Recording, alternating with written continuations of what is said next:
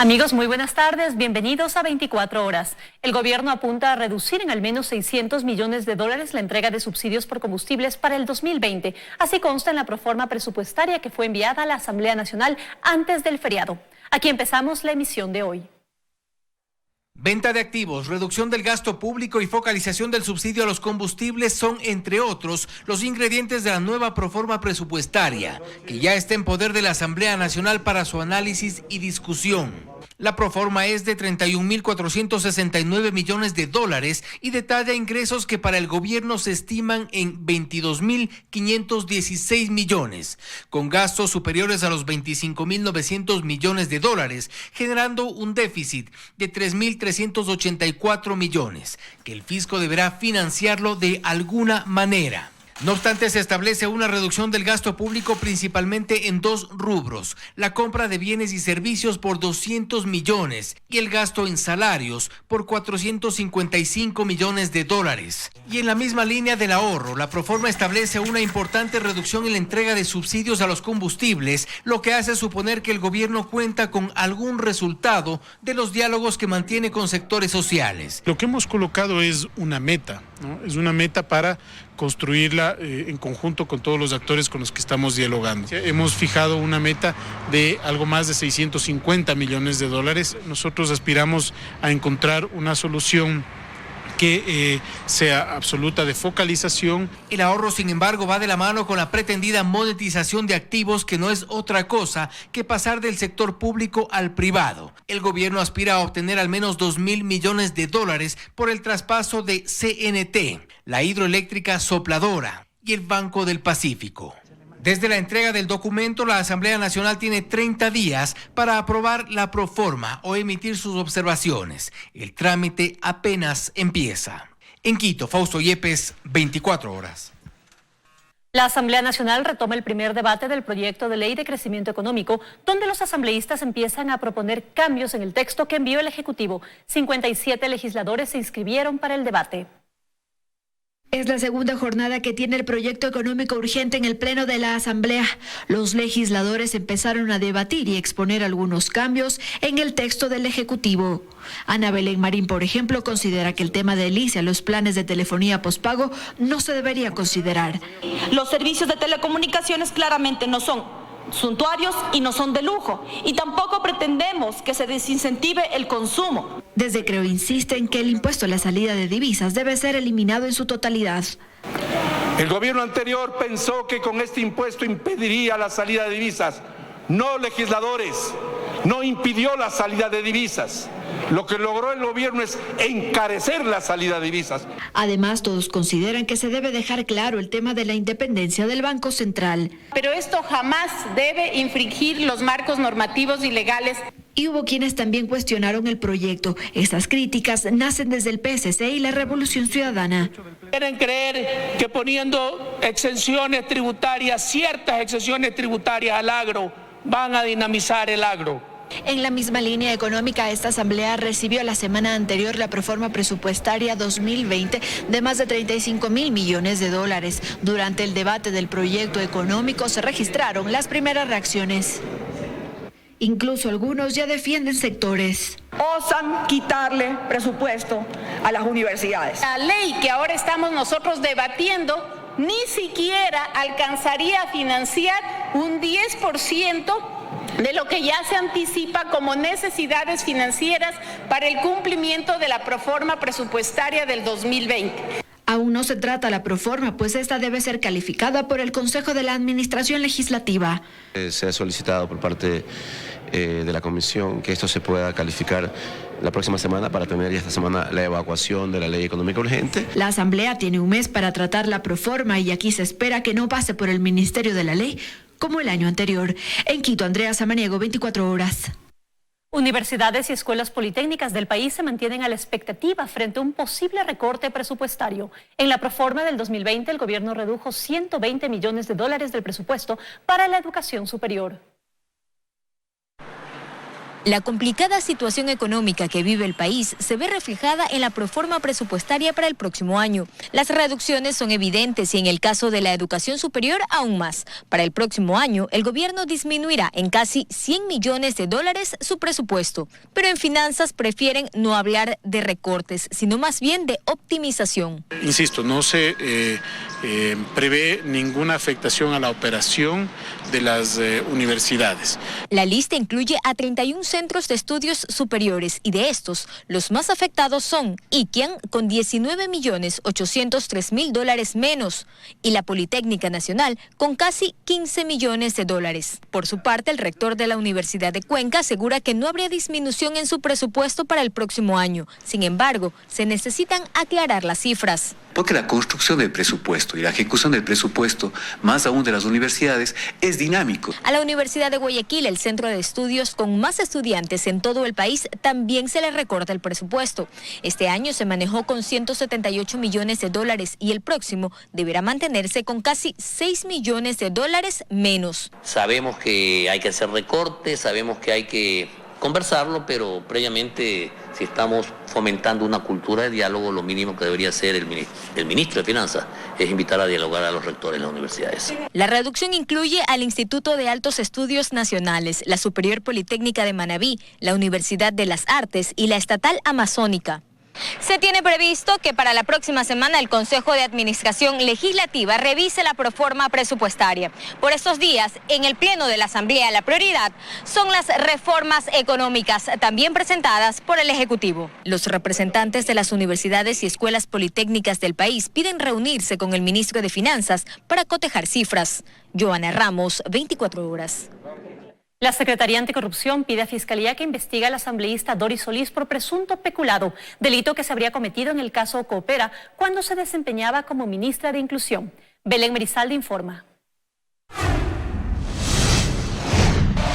Fue la secretaria anticorrupción Dora Ordóñez quien dio a conocer la denuncia interpuesta ante Fiscalía en contra de la legisladora correísta Doris Solís por presunto peculado. De la investigación realizada por esta institución se desprende que Solís habría autorizado la compra de bienes de la quebrada cooperativa de ahorros y créditos Coopera por un monto de $10,2 millones cuando ella se desempeñaba como ministra de Inclusión Económica y Social. De un día para el otro se autorizó el incremento de presupuesto para el IEPS desde el Ministerio de Inclusión Económica y Social y al siguiente día se le autoriza al director general del IEPS la compra de todos los activos de la cooperativa Coopera, la compra de todo el negocio, las fondas, el negocio comercial que tenía esta cooperativa y con esos recursos se pudo devolver a los ex socios de la cooperativa los dineros que tenían en ahorro. El gerente de la cooperativa liquidada fue candidato a la asamblea en su momento por Alianza País y eventualmente existirían también recursos de la cooperativa que fueron transferidos para la campaña. Siendo la interesada, nunca me han pedido información para sustentar esta denuncia. No se ha seguido el debido proceso ni la presunción de inocencia. Coopera fue una cooperativa grande en la provincia de La Suay que quebró por los malos manejos de sus administradores. Como ministra del MIES, primero aclaro, no tuve nada que ver en una falta de control y demás porque ya estuvo vigente esta ley, la Ley de Economía Popular y Solidaria, que encargaba el control de las cooperativas, ya no al MIES desde el 2011, sino a la Superintendencia de Economía Popular y Solidaria. La secretaria Anticorrupción además señaló que no se requiere retirar la inmunidad parlamentaria a la legisladora para continuar con esta investigación. Estas declaraciones se hicieron precisamente en la firma de un acuerdo interinstitucional para erradicar la corrupción en el sector público. Continuamos con más información. Han pasado 2 meses desde que España negó la solicitud de asilo a Pablo Romero, exsecretario de Inteligencia. Romero tiene pendientes 2 procesos judiciales en el país, uno de ellos por un informe con indicios de responsabilidad penal por gastos superiores a los $3 millones en pagos. En enero de este año, con la aceptación de una sala penal de España, avanzaba lo que desde aquel momento se advertía sea una larga disputa jurídica para la extradición de Pablo Romero, el ex titular de la Secretaría de Inteligencia. 10 meses han pasado y España ya negó la apelación que solicitaron y el asilo que pedía. Es decir, la extradición avanza a favor de los entes judiciales de Ecuador. A la extradición tengo que ir, obviamente. Esto nos lo dijo Pablo Romero desde Madrid el 19 de junio del 2018, cuando su situación era otra. El exsecretario de Inteligencia debe responder por 2 juicios, uno paralizado, pues no puede ser juzgado en ausencia, el caso del secuestro de Fernando Valda, donde habría autorizado desembolsos para la operación. Además, hace 2 semanas fue llamado a otro juicio por un informe de Contraloría, con indicios de responsabilidad penal, del periodo junio 2013 a agosto de ese mismo año, firmado por Carlos Polit. En él se revelan gastos reservados en la operación Caminito, donde se autorizó el desembolso de al menos 3,3 millones de dólares. Llamó la atención de Contraloría el pago a través de gastos reservados permanentes a un informante llamado El Ruso, a quien se le entregó casi $100,000 por información de interés, con la que se pudo tomar correctivos para cubrir la vulnerabilidad de altas autoridades y mejorar la seguridad de las plataformas electrónicas del Estado. En el documento no se especifica qué tipo de información se dio. Además, esta operación justificó que hackers conocidos como los Centauros captaron claves de varios sistemas del Estado, entre ellos cuentas de correos públicos y privados, claves del presidente, vicepresidente y su entorno familiar, Fuerzas Armadas y miembros del gabinete. Ahora la entrega de Pablo Romero está entre la sede judicial y diplomática de ambos países. Dayana Monroy, 24 horas. El comandante general de la Armada, Darwin Jarrín, condenó la infiltración de delincuentes encapuchados durante las manifestaciones e hizo un llamado a las 3 fuerzas a estar unidas y alertas. Lo dijo esta mañana en una ceremonia castrense. La Armada Nacional está de fiesta. Este martes sus máximas autoridades conmemoraron 187 años de creación. Lo hicieron en el complejo cívico Jambelí, en el sur de Guayaquil, ciudad a la que la institución considera su cuna. Aquí fue en 1832 donde la Marina se inició. El acto estuvo presidido por el comandante general de la Armada, Darwin Jarrín, y en él estuvieron presentes los oficiales más antiguos de las 3 ramas. El recientemente posesionado jefe del Comando Conjunto de las Fuerzas Armadas, Luis Lara, autoridades municipales y de gobierno. Durante la ceremonia se entregaron condecoraciones al mérito militar. Tras ello, el contraalmirante Darwin Jarrín pronunció su discurso. En él reafirmó el compromiso de la Armada en el mantenimiento de la paz. Tiene frente a usted, mi general, una institución comprometida íntegramente en la defensa de los más caros intereses nacionales. Jarrín hizo referencia a las manifestaciones suscitadas en octubre. Aseguró que la Armada entiende que hayan sectores inconformes, pero rechazó los actos delictivos que se produjeron al calor de la protesta.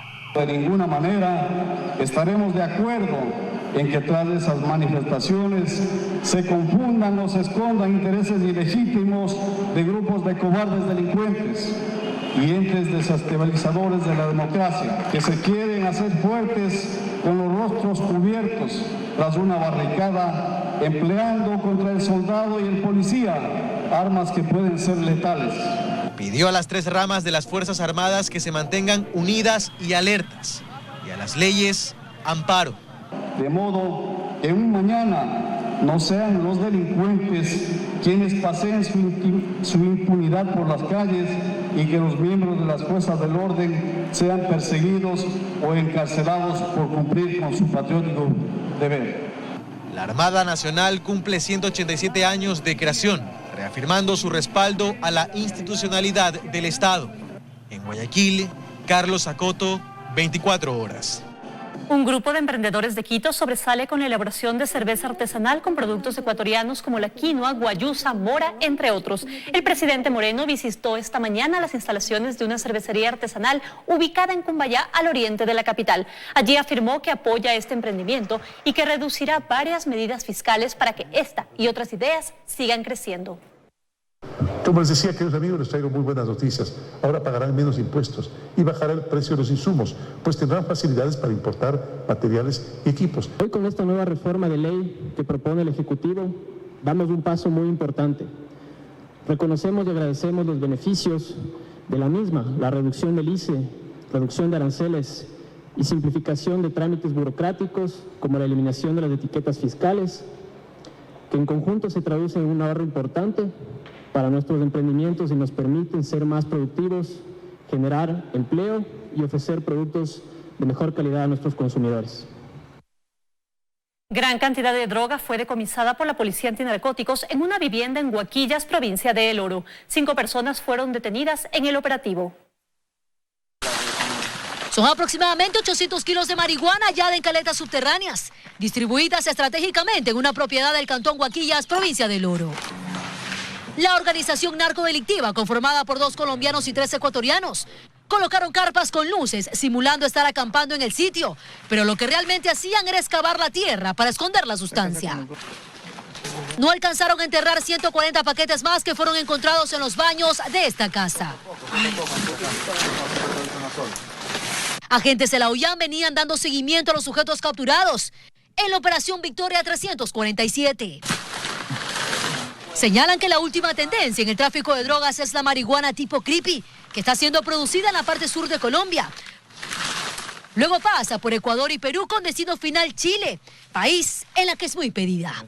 Catalina García, 24 horas.